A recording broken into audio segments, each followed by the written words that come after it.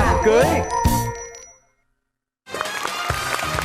Quang Bảo và chị Cát Tường xin được chào mừng tất cả quý vị và các bạn. Chúng ta đang cùng đến với chương trình Yêu là cưới. Quý vị, và cứ mỗi tuần chúng ta lại gặp gỡ nhau trong một khung giờ rất quen thuộc, 15 giờ thứ Bảy hàng tuần trên kênh HTV7.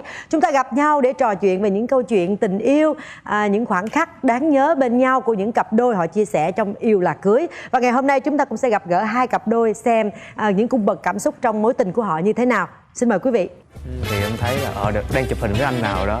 Ủa anh nói gì kỳ vậy? Lúc đó là em tỏ tình trước. Dạ hẹn nhau cà phê thôi chứ không có gì. Bữa đó là đi nhậu mà với cà phê gì. Chúng ta sẽ cùng nhau gặp gỡ cặp đôi đầu tiên của ngày hôm nay. Xin mời. Thôi mời. Chào hai bạn giới thiệu về mình đi. Em chào chị Cát Tường, anh Quang Bảo cùng toàn thể quý vị khán giả. Em tên là Nana. Năm nay em 24 tuổi. Hiện tại em đang là chuyên viên chăm sóc da của spa. Dạ em xin chào chị Cát Tường và anh Quang Bảo. Em tên là Luân, nay em 25 tuổi. Em vừa mới tốt nghiệp chuyên ngành xây dựng. Hai bạn quen nhau trong cái cơ duyên nào? Dạ là anh Luân đi spa chăm sóc da.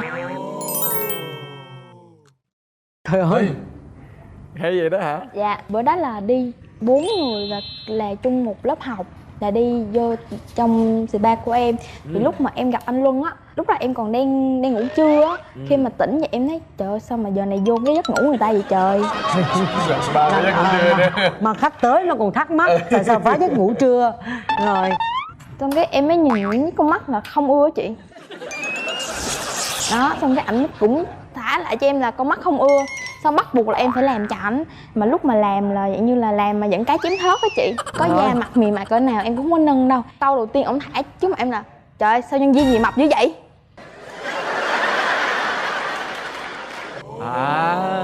Ghét lắm, không có muốn làm luôn á. Ủa khoan mà cho tôi hỏi nha, sao làm xây dựng mà đi làm spa là làm sao? Đi trị Thường mụn người ta á. không trần lắm mà. Điều trị mụn á anh. Điều trị mụn Dạ. hả? đâu thấy mặt có cái mụn nào đâu. Dạ vậy rồi hết rồi. Lúc đó là tụi em có chia tay người yêu cũ á. Nên là em có tâm sự với anh Luân. Thì Lúc đang massage. dạ đúng rồi. Sao nó ghét không ưa mà cũng kể chuyện tâm sự chuyện tình yêu Giống như nữa. là tra tấn á chị, em đang bị stress đó, em tra tấn anh Luân. Rồi anh Luân cũng kể về cái vấn đề mà quen bồ cũ của anh Luân á. Nó qua nó lại một hồi thì em thấy ồ, thấy vô duyên vậy mà nói chuyện cũng hợp quá ha. Thôi mới cho Zalo nói chuyện đi cho ông ấy. Cũng được đó, không có gì đâu. Ấn tượng em đối với anh Luân có nghĩa là vô duyên, không muốn đẹp mà luôn, thấy ghét, không ưa. Nhưng mà vẫn cho Zalo. Rồi sau đó hai bạn trò chuyện như thế nào? Có nhắn tin qua lại. Có một vài bữa xong rồi cô ấy mất tích luôn. Rồi một thời gian sau em có theo dõi Facebook.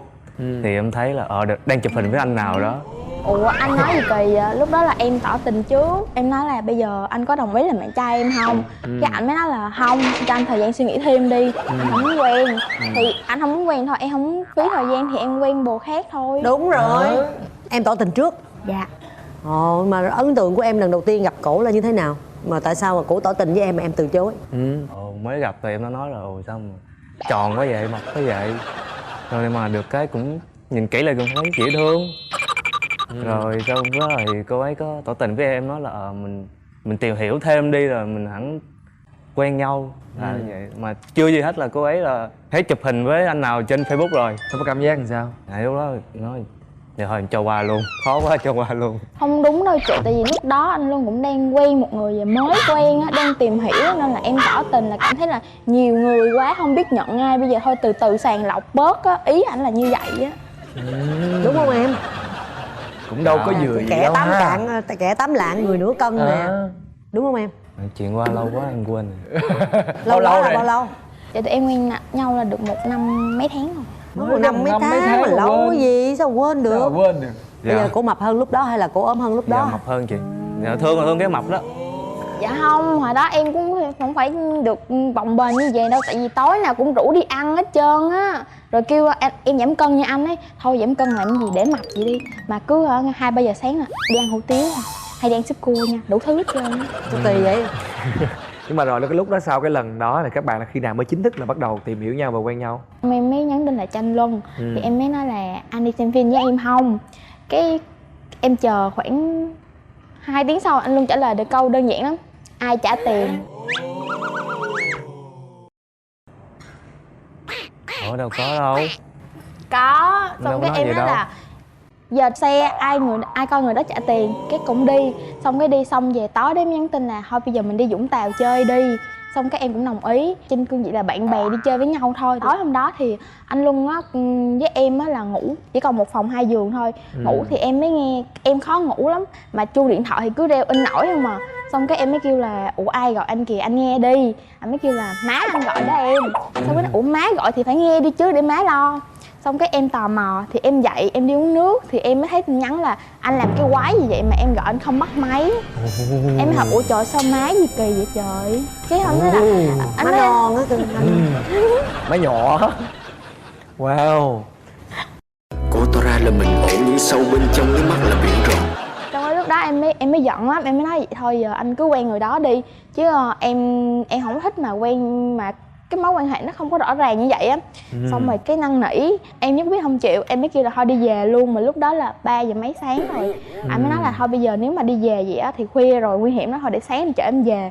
Em tức lắm chị, em ngủ không được, em đợi tới sáng luôn 5 giờ là em dựng đầu vậy rồi em kêu đi về. Cái em mới kêu vậy thôi bây giờ trước khi đi về đi ăn đi thì đi về.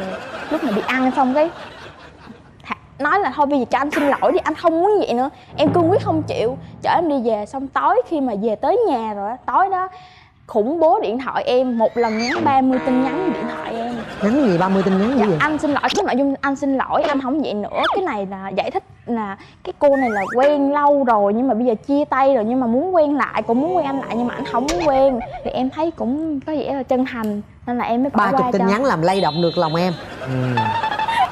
Ủa mà sao lúc đó mà bạn đi với người này là bà không chịu tắt tin nhắn hay là giấu tin nhắn đi?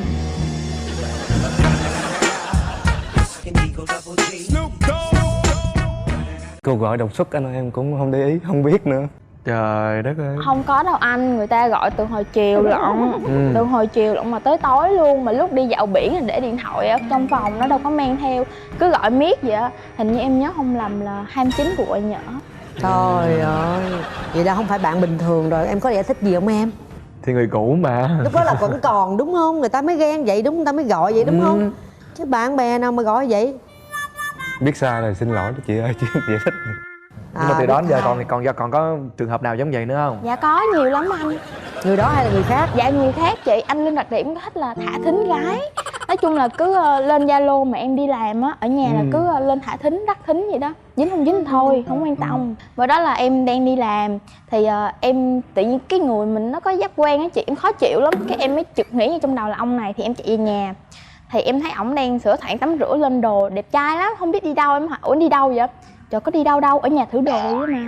Cái em mới lấy cái điện thoại em coi thì xóa hết tin nhắn luôn. Nhưng mà vô tình cái người đó gửi tin nhắn lại trả lời là vậy bây giờ qua đi nha, có một chữ T là chữ tôi á chị, là tôi đang chờ ông nè. Thì em mới hỏi là ủa chứ anh đi đâu vậy? Cái ảnh mới nói là anh qua rủ bạn đi nhậu. Cái hỏi ủa bạn ảnh thì em biết. Nó ủa bạn mà sao hôm nay xưng chữ tôi? Cái anh nói là thì có gì đâu, viết tắt mà em. Xong cái em mới điện lại chị, em mới điện lại là giọng con gái: alo, ông tới chưa? Tôi đang chờ ông nè. Wow. Ai vậy em? Wow. Người bạn nói chuyện bình thường thôi chị. Bạn nói chuyện bình thường. Dạ. Mà cho nhau đi chơi hả? Dạ hẹn nhau cà phê thôi chứ không có gì á. Ủa chứ phải đi Bữa nhậu đó hả? là đi nhậu mà với cà phê gì. Rõ ràng là hẹn uống bia mà. Giờ đây tiếp tục chương trình gọi là tố nhau. Cậu có cái gì không em tố lại coi, chứ để em ngồi im lặng hoài kỳ quá. Xong suốt năm qua người ta có cái gì? Vậy là em làm lỗi hết trơn cái trò vậy đó hả? Không, chỉ có cái vụ là quen cái anh gì đó rồi xong rồi mất tích với em thời gian thôi. Tại lúc đó là em đã từ chối người ta rồi. Cái đó là trước khi bắt đầu gọi chính thức quen nhau mà đúng không? Lý do gì đăng ký chương trình Yêu Là Cưới? Các bạn có dự tính gì rồi à? Dạ có, tụi em dự tính là cuối năm là 24 tháng 12 là ngày sinh nhật của em. Năm 2018 là tụi em tổ chức kết hôn. Có ra mắt gia đình ba mẹ rồi đó chưa? Dạ có, tụi em có về nhà ba mẹ hết rồi ạ. Ba em thì có vẻ là không hài lòng lắm. Có nghĩa là anh Luân ảnh hay vô tư á chị. Có nghĩa là ảnh về, ảnh rất là lễ phép, xong xuôi hết đâu vào đó thì ảnh lại ảnh có cái sở thích là ảnh chơi game á. Thì người lớn á, người ta thấy mẹ vậy trời sao cứ ngồi chơi game hoài vậy đó, không nói chuyện này kia. Ba mới nói là ủa sao mà cứ lầm lì lì vậy, ba không thích chỗ đó. Với lại là em là con một nên là mà cưới rồi á là em phải lên với anh Luân, nên là ba em cũng không có dạng như là vui á, nên là cũng không có chịu cho lắm. Còn phía bên em? Dạ bên em thì với Na có qua nhà em, cũng có ở nhà em rồi, cũng có một vài hiểu lầm với bạn gái của em. Chị em bạn dâu đó. Dạ liên quan tới em của em luôn. Rồi nó cứ xong rồi tới mẹ em luôn. Giờ mâu thuẫn cũng căng không? Dạ cũng căng. Cái thời điểm đó là em về nhà em ở, có những cái hiểu lầm mà không nói thẳng được với nhau mà cứ để trong lòng. Thì sau một thời gian thì anh Luân cũng tiệt luôn, không nói chuyện với em. Thì cũng có 1-2 lần em mới nhắn tin hỏi là anh có muốn giải quyết hay không. Thì anh Luân cũng rồi thôi. Xong em về nhà ở với mẹ em thì khoảng được 1 tháng anh Luân mới tìm tới. Xong rồi anh Luân mới năn nỉ em. Xong cái mẹ em mới không nói chuyện nữa, mẹ em mới bỏ đi. Mình còn thương đó chị. Nên là thấy thôi chấp nhận, giờ lỡ yêu rồi sao giờ. Thôi là em bỏ qua luôn. Nhưng mà giờ vấn đề giữa cái mâu thuẫn giữa em với gia đình anh Luân á là có cái hướng giải quyết gì chưa? Giờ hay giải quyết được chưa? Dạ cũng có, là tại vì khi mà em không ở trong nhà nữa, những cái xung đột nó không xảy ra nữa thì là mọi người sẽ cho nó vào im lặng và từ từ là không ai nhắc tới nữa. Hiện giờ em đang ở đâu? Có về lại nhà Luân ở chưa? Dạ sau không. khi làm quà với nhau rồi? Dạ tụi em hiện tại là đang ở riêng ạ. Nhưng mà giờ em với như là mẹ Luân là có vui vẻ với nhau không? Dạ có. Bác lúc trước khi tụi em lên ở riêng với nhau là em có bị bệnh và em có mổ. Thì mẹ anh Luân cũng có quan tâm và chăm sóc em và giúp đỡ cho em nhiều cái mà tại vì ba mẹ em ở xa không có lên được. Thì ba mẹ Luân là cái người mà chủ động lo cho em. Như là cũng tốt rồi. Ở chung đông người thì thế nào cũng phải có tiếng ra tiếng vô ha. Chị nghĩ là em cũng nên nói là gì đó với mẹ Luân nhân cơ hội ngày hôm nay. Thông qua sóng truyền hình này thì con muốn nói với bác, con rất xin lỗi vì thời gian qua có nhiều cái con cũng không đúng, nhưng mà con biết bác rất là khó xử. Con mong là những cái gì mà hiểu lầm với nhau thì bác bỏ qua cho con xin lỗi bác.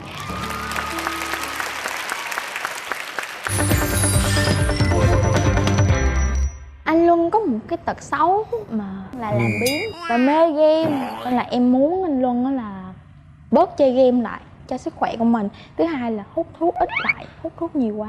Còn Luân thì sao? Dạ em thì em muốn bạn này là bớt càu nhàu lại. Tại ai? Mỗi ngày em đi làm về mà rất là mệt mỏi, mà về cái là càu nhàu, tới lúc em đi ngủ rồi vẫn còn càu nhàu. Tại chị biết sao, mình nói thì có người nói lại với mình mới không tức. Mà cái này mình nói thì ổng có sở trường là cứ nói, ngủ cứ ngủ, sáng mai giải quyết sao. Nói chung là hai bạn phải ngồi lại với nhau, phải giải quyết một lần cho nó đàng hoàng, nói cho nó thỏa mãn. Trước khi bước tới cái thềm mà mình tiến tới hôn nhân là mình phải thật sự chấp nhận đối phương này, hiểu, thông cảm và quyết tâm cùng nhau xây dựng. Thì mình nắm tay nhau trên một cái đoạn đường dài được nha. Rất là nghiêm túc á, chứ nãy giờ ngồi đây là chị hơi hoang mang về cái chuyện tình yêu của hai bạn. Đó, bây giờ hai bạn tự hứa với nhau đi. Em hứa với anh là em sẽ không có cằn nhằn anh nữa, ngoại trừ anh đừng làm sai để em bực. Em sẽ quan tâm anh nhiều hơn và lắng nghe anh nhiều hơn. Thì thông qua chương trình anh cũng hứa với em là ít hút thuốc lại, ít chơi game lại, đủ rồi. Vậy thôi hả? Ít hút thuốc, ít chơi game thôi, đủ rồi. Khi em khóc sẽ dỗ em. Khi em khóc thì dỗ em. Vậy đi. Khi kết thúc thì em có một món quà muốn tặng cho bạn nữ của em. Đó. Cái vòng dây này sẽ trói buộc anh và em đến suốt cuộc đời này. Vậy thì em phải đeo lại cho ảnh. Đeo lại cho anh. Ngày cứ thế trôi qua mình mang riêng anh một mình. Nhớ những gì chúng ta đã chia sẻ ngày hôm nay. Hãy nhớ và hãy thực hiện điều đó. Nắm tay nhau thật chặt. Xin chúc mừng hai bạn. Trước khi quay thì các bạn chắc chắn sẽ nhận được về cho mình là một chiếc TV 32 inch trị giá 3,7 triệu đồng đến từ thương hiệu Pana TV. Ngoài ra các bạn sẽ còn có cơ hội nhận về cho mình là một cặp nhẫn cưới đến từ Hưng Phát USA trị giá 18 triệu đồng. Chúng tôi còn có một combo váy cưới cao cấp trị giá 15 triệu đồng đến từ thương hiệu Linh Nga Bridal. Một bộ thiệp cưới trọn gói 5 triệu đồng đến từ The Symbol Wedding Invitation. Một phiếu mua hàng cũng đến từ thương hiệu Hưng Phát USA trị giá 5 triệu đồng. một voucher quà tặng trị giá 2 triệu đồng đến từ Mom Baby Casting. Chúng tôi còn có một thẻ xem phim đến từ Cinebox trị giá 1 triệu đồng. Và ngoài ra là 2 bình sữa rớt để giải thưởng chương trình Yêu Là Cưới. Xin mời hai bạn. Quay đi, đúng rồi. Nè, ở chỗ luôn. bình sữa. Mình đứng im, mình rung rinh quá, nhiều khi làm lay động cái vòng quay. Và phần quà các bạn sẽ nhận được trong vòng xoay may mắn ngày hôm nay đó chính là qua luôn, qua luôn, qua luôn. Yeah, chúc mừng các bạn một phiếu mua hàng trị giá 5 triệu đồng đến từ thương hiệu Hưng Phát USA. Ngoài ra, một chiếc TV 32 inch trị giá 3,7 triệu đồng đến từ thương hiệu Pana TV do công ty cổ phần Pana Việt Nam sản xuất theo tiêu chuẩn chất lượng Nhật Bản. Chúc mừng các bạn. Làm như em động lòng như có một người này à, mấy người kia á, em không cảm giác gì hết trơn á. Mặc dù em tiếp xúc với rất nhiều cô gái nha, cái đẹp có, xấu có, mập có, ốm có, cao có, đủ thứ luôn. Nhưng mà em cũng quay lại cũng có mình người này. Mình nên cưới cái người mình thương thì mình mới sống được trọn đời. Và ngay bây giờ chúng ta sẽ đến với cặp đôi thứ hai của ngày hôm nay. Xin mời. Mời hai em. Rồi, xin mời hai bạn giới thiệu về mình đi ạ. Em tên là Philip, hiện đang là nhân viên ở Điện Máy Xanh. Ủa nhưng mà tại sao bạn tên là Philip? Dạ, tại ở nhà thích xài đồ Philip anh. Tên thiệt của bạn luôn vậy đó hả? Dạ đúng rồi. Khai sinh luôn. Dạ khai sinh, họ Phan tên là Philip. Dạ. Hay. Em tên là Kim Vi, năm nay em 27 tuổi. Ồ, vậy là em lớn hơn bạn trai mình 1 tuổi. Em bị dụ á. Em bị dụ. Dạ đúng rồi. Sao lớn hơn người ta mà bị người ta dụ hay vậy? Đâu có nói nhỏ hơn em đâu chị. Ủa chứ đó gặp nhau làm sao? Lúc đó hai đêm vẫn làm chung công ty. Bé tiếp tân bạn thân em á, làm chung á chị. Cái chạy qua nói trời có nhỏ tiếp tân mới nhìn thấy có ưa lắm mà nó già rồi, mà khó chịu dễ sợ luôn. Cái rồi em mới chạy qua em ngó thấy mặt trầm không có cười nói gì trơn chị. Thôi em chạy về phòng của em có cái hội phụ nữ ở trong công ty á. Cái bắt đầu xúm lại cái rồi bạn nói gì? Cái hội phụ nữ hả? Dạ đúng rồi. Là em trong cái hội phụ nữ đó luôn. Dạ đúng rồi, em chơi với nữ nhiều bạn hơn được chơi kết với nạp nam. hay vậy? Dạ. Tiêu chuẩn nào? Ngoại hình, tính cách? Dạ giống như là làm như là có cái máu mê trai hay sao anh? Có cái máu mê trai hay sao anh? Nó coi phim ha, mà đặc biệt nghe trai đẹp là em dành hết cho nên tụi nó khoái em lắm. Mà bạn bên trai đẹp nữa hả? Dạ mê trai đẹp. Hôm nay chứ chị anh. dẫn chương trình mình đi Tường để em đi ra ngoài. Đâu có, anh đẹp lắm anh ơi, anh đẹp lắm. Nãy giờ em nhìn anh chứ em đâu có nhìn chị Tường đâu. Chết rồi, thấy không? Vậy là em phải đi ra ngoài đúng không? Có nghĩa là em xúm lại với cái hội phụ nữ nói xấu cái cô mới này. Đúng rồi, nói xấu. Thường á cái nhóm tụi em á là ai mà người mới vô á, người ta tốt cũng nói xấu, mà người ta xấu cũng nói xấu. Nói chung là nói xấu. Nhưng mà trong bụng em có thấy cổ xấu không? Dạ lúc đó là thấy xấu thiệt chị. Xấu là xấu điểm nào? Nhìn thấy mặt hung dữ lắm chị. Ai hung dữ là em không thích. Hung ngữ với là chằm dầm đúng không? Dạ. Rồi em sao, lúc đó em ấn tượng bạn này sao? Sau này có một lần là Clip qua phòng của tụi em. Thì lúc đó Clip giỡn với Lạng ở trong phòng á. Thì cái ấn tượng đầu tiên của em là Clip bị bán xà bông chị. Bán xà bông, bán xà bông, bán xà bông, bán xà bông. Bóng xà bông. Ghét em mà đâu có chạy thoát khỏi em đâu chị. Ai cua ai? Em cua chị, em cua. Mấy lần sau á, chị đứng ở dưới lầu ở dưới á, mà chị cười với ai á em không biết nha. Trời ơi, mà lúc đó cười dễ thương cực kỳ chị ơi, y chang như con Pikachu trong phim vậy đó. Ủa là khen hay chê vậy? Em cũng không biết. Không, đẹp lắm vậy. Chị có coi phim hoạt hình Pikachu á ha. Pikachu rồi. Là nó tuyệt vời luôn á. Lúc đó là giống như là mình bị điện giật á chị, bị sét đánh ngang tim. ngang dài. Đó cho nên là bắt đầu em kết model rồi. Là cứ sáng em sàn lên, chiều em sàn lên, em kiếm chuyện em nói, xin được cái Zalo. Rồi em nhắn tin miết, em nhắn hoài, anh nhớ em, anh thương em, anh nhớ em, anh thương em.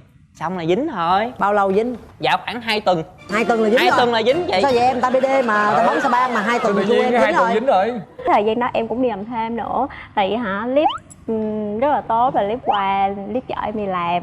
Rồi Clip chăm sóc em, mà trong cái thời gian em làm thêm là nguyên 1 tháng đó em bệnh. Clip cũng bỏ hết là Clip đi ra ngoài mua thuốc đem qua cho em nữa. Nên vì em cảm thấy là giống như là có chân thành với em quá nên em mới động lòng. 4 tháng 12 năm 2016. Vi dắt chiều á, nhắn tin á, tự nhiên buồn quá. Cái nói, rồi chờ anh đi làm vậy anh qua anh rước đi chơi. Tới 8 giờ mới làm về. Em chạy xe tới đối diện nhà em mới gọi điện. Em ơi anh tới rồi. Trên lầu nhà chỉ bước chạy gầm. Trời ơi, bộ Vi đó hả? Là tự nhiên em bị đứng hình 5 giây. Là ai vậy? Là 2 người em với 1 người cô. Thì mình ngó lên mình thấy cũng cứng cứng tuổi, mình đâu biết ai đâu. Dạ con chào bác, cứ quất vậy đi rồi mình tính sau. Xong rồi cái chị đi ra, cái em vẫn còn gung á chị. Xong rồi phóng xe đi liền. Ra coi mắt á hả? Coi mắt em á hả? Dạ chắc là ế lâu năm hay sao á, rồi ở nhà có trai lại rước cái chị, cái mừng á chị. Quá, cả nhà coi như súng là ra coi ha. Mới lần đầu mà kêu là bạn trai Yến Vi rồi đó. Dạ tại vì đó giờ là em quen em cũng không có dắt về nhà chị. Rồi ngày nào mới là chính thức quen nhau? 24 tháng 12 là bữa đó em đón chị đi làm về. Cái hai đứa mới đi ăn hủ tiếu gõ. Cái bắt đầu á chị mới tặng quà em. Hả? Tặng quà em, trời ơi chị chưa thấy em mừng đâu. Tặng gì? Tặng cái áo khoác. Em mừng siêu khủng khiếp luôn. Siêu khủng khiếp luôn. Đó, em cười từ cái lúc mà chở chị về nhà đúng không? Em cười về tới phòng em, rồi em cứ cầm hộp quà em cười hoài. Không phải dạng vừa đâu. Bắt đầu mới nói á, cái món quà này á là áo đôi nha. Chừng nào á mà anh thấy em mặc á là em chịu rồi đó. Chị cứ nghĩ đi, nữ mà tặng quà nam trước là dính cái chắc rồi. Đúng rồi. Đó. Rồi bao lâu mới mặc áo đôi? Dạ khoảng một tuần sau. Bữa đó nhắn tin, bữa đó hai đứa đi cà phê cái nói anh nhớ mặc áo khoác nghe. Nó rồi thế nào cũng dính thôi, mặc áo khoác vô thấy chị mặc ra là xong. Rồi chừng nào biết hôn? Dạ thì Bữa mặc áo đôi đó hôn chưa? dạ chưa, qua 2 bữa sau mới hôn chị. Sao lâu quá vậy? Qua 2 bữa sau em chở đi uống trà sữa, mua xong rồi đi ra ngoài Thanh Đa. Ngồi trong cái lụm ổ lộn ở trong cái chòi mà nhìn ra bờ sông á chị. Trời ơi lãng mạn khủng khiếp. Bữa đó gió thổi lạnh lắm thì mình phải lợi dụng chứ. Cái mình khoác vai em lạnh không, rồi thấy ngồi im gu cái mình gị vô từ từ. Đầu em hôn chán trước ha, em hôn xong cái im luôn, cái rồi em hôn luôn. Im luôn chị. Mà cấp đó cái người sợ nhất là em á chị. Em nói trời ơi trời, người ta đi đông quá trời đông mà mình đang hung vậy tự nhiên ấy hai bay làm kỳ vậy. Thì sao? Mà vẫn hung. Mấy giây? Không nhớ chị ơi, làm như thời gian nó ngưng động lại hay sao Lâu á. không? Dạ em thấy lâu lắm. Cảm giác làm sao? Hả? Cảm giác làm sao? Phải nói là nó sướng gân người lên vậy. Sướng gân người luôn. Lúc mà bạn cảm thấy như thế nào? Tại em hơi hồi hộp với anh. Em nghĩ là thích vậy cho nên mới im ha. Không dám đâu. Không dám đâu. Kiểm tra giới tính anh chưa? Sao sặc? Không thấy tại em ho chị, chứ em là đàn ông 100%. Chắc không? Chắc, mặc dù em thích trai đẹp nhưng mà em thích phụ nữ hơn.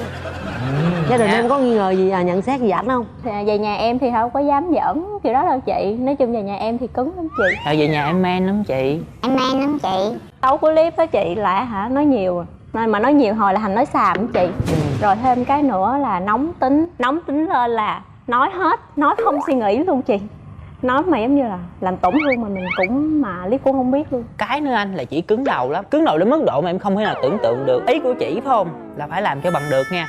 Không được ha là bắt đầu ha không cười, mà yêu cầu chỉ không cười thôi là tự nhiên là mình cảm thấy em sợ lắm luôn á. Em đang làm trên đây mà ở nhà có biến cố á, nên em phải về quê 2 tháng. Thì trong 2 tháng đó là hai đứa thường xuyên cãi nhau. Thì cái tính em á là nhắn tin với nói chuyện hay làm bất kỳ cái gì á là em nhắn tin dài lắm, em nói chuyện cũng nhiều lắm. Đúng là biết mà, nãy giờ chị nghe chị biết rồi. Mà nhắn tin với chị á mình nhắn dài cực kỳ nha. Em không biết chờ rồi. em đến chính chị, tại vì em là người không có thích thể hiện tình cảm nhiều. Còn ban đầu em cũng đâu có thích đâu chị, tại tiêu chuẩn đặt ra một bạn trai là ảnh không có cái điểm nào hết á. Trẻ con là tại vì ảnh nhỏ tuổi hơn em là thứ nhất rồi. Rồi thứ hai á là ảnh ở quê ở tỉnh.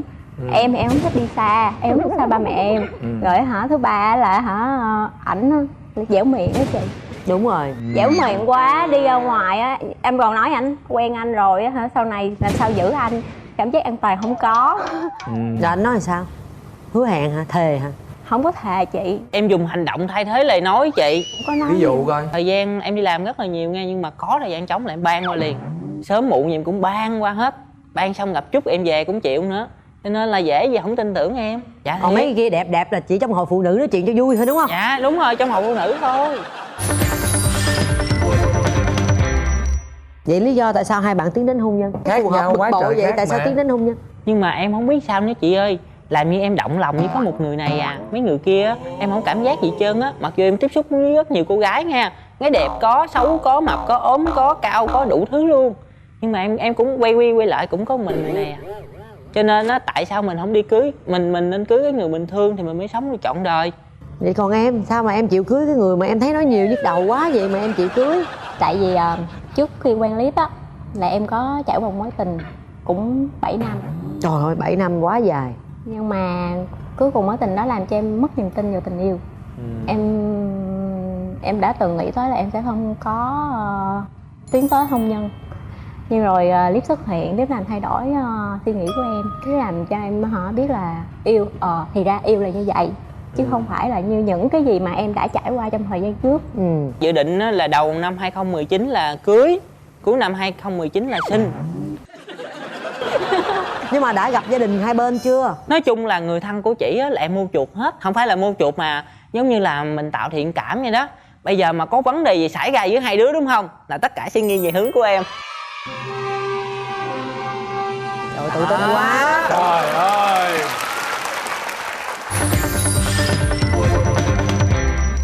Thời gian sau này Clip làm ở Điện Máy Xanh á, thì công việc của Clip là rất là bộn rộn. Em cũng hiểu là vì tương lai của hai đứa, nhưng mà Clip nhiệt tình với công việc đến nỗi mà quên đi sức khỏe của mình đó chị. Thì cái điều đó em không có thích. Thì em mới muốn là Clip là phải chăm lo cho sức khỏe của mình trước thì mới nghĩ tới chuyện sự nghiệp. Thì mình cũng trải qua rồi, em cũng có lớn hơn Clip một chút xíu, cũng có những cái kinh nghiệm trong tình trường em hiểu rồi. Nếu em xác định đây là cái đối tượng mà em nghĩ là nếu buông tay ra thì em không có thấy một cái người nào hơn người này nữa, thì phải nắm tay cho chặt và phải cởi mở, chia sẻ với nhau để giải quyết những cái khúc mắc. Em cũng muốn nói với Vi một điều á, là những cái gì thời gian qua làm cho em buồn á thì em cũng nên bỏ qua ha. Rồi mong em tin tưởng anh hơn. Anh sẽ cố gắng đầu năm 2019 á anh sẽ cưới em ha.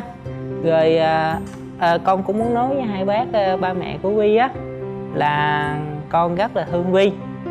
Con mong là hai bác cũng hiểu cho con đó. Mặc dù con biết là hai bác cũng thương con, nhưng mà con muốn hai bác thương con nhiều hơn. Dạ con cảm ơn hai bác rất là nhiều. Khéo quá, khéo quá. Em xin hát tặng Clip một bài. Anh chỉ có bao nhiêu mệt mỏi, chỉ cần ở cạnh em thôi là thế giới như ngừng lại khi tay ôm chầm bờ vai. Yêu làm anh luôn nhìn với ai, là tay nằm chặt bàn tay, cả thế giới ở trong đây là nằm trong tim nhau đây. Cảm ơn em đã hát tặng anh. Anh xin tặng em món quà ha. Con Pikachu là em nè. Đó. Trên qua tay con Pikachu có cái chiếu. Anh xin được đeo lên tay của em ha. Trời ơi, dễ cưng quá. Cảm ơn.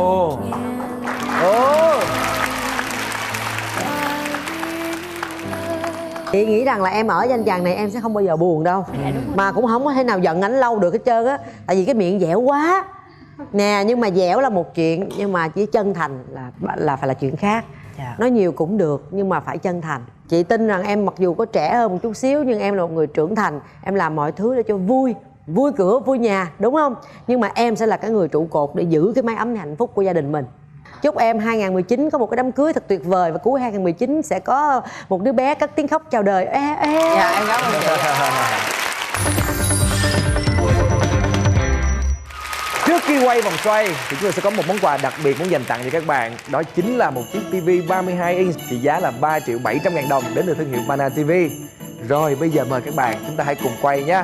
Chúng ta có một cặp nhẫn cưới đến từ Hưng Phát USA trị giá 18 triệu đồng. Một combo váy cưới cao cấp trị giá 15 triệu đồng đến từ Linh Nga Bridal. Một bộ thiệp cưới trọn gói 5 triệu đồng đến từ The Symbol Wedding Invitation.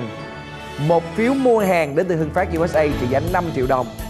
Một voucher quà tặng trị giá 2 triệu đồng đến từ Mom and Baby Casting. Một thẻ xem phim đến từ Cinebox trị giá 1 triệu đồng. Và 2 bình sữa của chương trình để dành cho cuối năm 2019 cho các bạn. Rồi em quay đi, anh không có hên lắm. Thôi em đứng né ra luôn nè, mất công nói em nữa nè. Bình sữa thần thánh. Ê, qua luôn đi con. Qua trước còn đang quay được mà. Qua luôn. Đúng rồi. Đúng rồi. Liệu rằng 15 triệu hay là xin chúc mừng các bạn. Chị Mai bạn đã nhận về cho mình là một cặp nhẫn cưới trị giá 18 triệu đồng đến từ Hưng Phát USA. Xin chúc mừng. Ngoài ra còn là một chiếc TV 32 inch trị giá 3 triệu 700 ngàn đồng đến từ thương hiệu Pana TV do công ty cổ phần Pana Việt Nam sản xuất theo tiêu chuẩn chất lượng Nhật Bản. Xin chúc mừng hai bạn. Hai bạn thật là may mắn. Cảm ơn các bạn rất là nhiều. Và kính thưa quý vị, bây giờ thì thời lượng phát sóng của chương trình cũng đã hết. Xin hẹn gặp lại quý vị vào lúc 15 giờ thứ Bảy hàng tuần trên kênh HTV7 Đài truyền hình Thành phố Hồ Chí Minh. Và nếu như quý vị có bỏ lỡ bất kỳ số nào thì quý vị cũng có thể xem lại thông qua cổng thông tin trên YouTube của chúng tôi là MCV Media và Love TV quý vị nhé. Và hãy nhớ là luôn hãy nhấn nút subscribe. Và bên cạnh đó chúng tôi vẫn còn có một fanpage Yêu Là Cưới để quý vị có thể luôn luôn cập nhật những tin tức liên quan tới các cặp đôi để chúc mừng cho họ. Và nếu như có cặp đôi nào muốn tham gia chương trình thì hãy gửi thư về cho chúng tôi nha. Chúng tôi lúc nào cũng sẵn sàng đón tiếp tất cả các bạn cả. Còn bây giờ thì cho phép Quang Bảo và Cát Tường xin chào và hẹn gặp lại.